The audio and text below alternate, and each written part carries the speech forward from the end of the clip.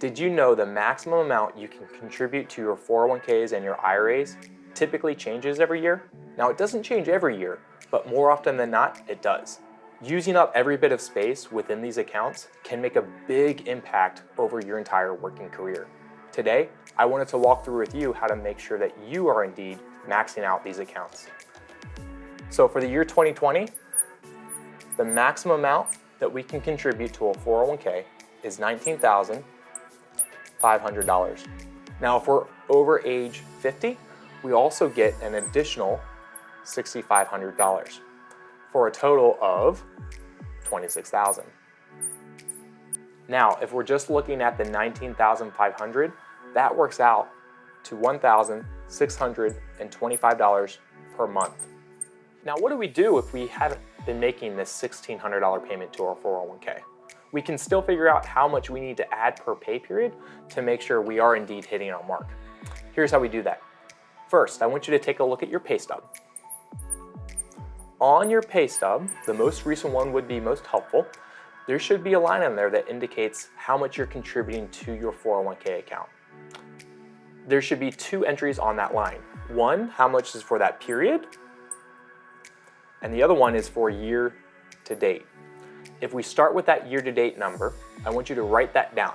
For our purposes, let's say that's going to be $12,000. Okay? Next, I want you to take that $19,500 and subtract the $12,000. This means at the end of the year, we're going to be left with $7,500 of room that we did not max out our 401k. Now, let's say we did want to make sure that we are maxing out this $7,500 gap before the end of the year. In our case, we're going to say that there are 5 more pay periods until the end of the year. So if we take $7,500, divide by 5 pay periods, again, your pay periods will be different, as will the gap. So it's important to use your specific numbers. But in our situation, this comes out to $1,500. This means that in addition to how much we've already contributed and are continuing to contribute on a per period basis, we need to add an extra $1,500 each and every pay period to make sure we're hitting our $19,500 target. For IRAs and Roth IRAs, the process is very similar. Instead of $19,500, we either have $6,000, or if we're over age 50, we have an additional $1,000 for a grand total of $7,000.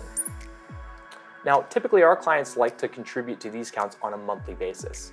So following our same step-through process, we would simply take how much have we contributed so far this year, subtract that from what our contribution limit would be, either the $6,000 or the $7,000. Divide that by the number of months we have remaining in the year, and that's how much more on a monthly basis we need to add before the end of the year to make sure we do indeed max out our IRAs or our Roth IRAs. Now, quick disclaimer here. IRAs and Roth IRAs are subject to income phase-outs. So if you earn over a certain threshold of income, you may not be able to make these types of contributions to your IRAs and your Roth IRAs.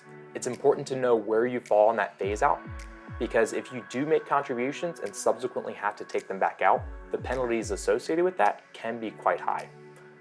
If you'd like some help going through this together, figuring out what makes the most sense for you to max out your 401k, how best to do that, to max out your IRA or your Roth IRA and how to figure that out, please reach out and let us know. We'd love to help.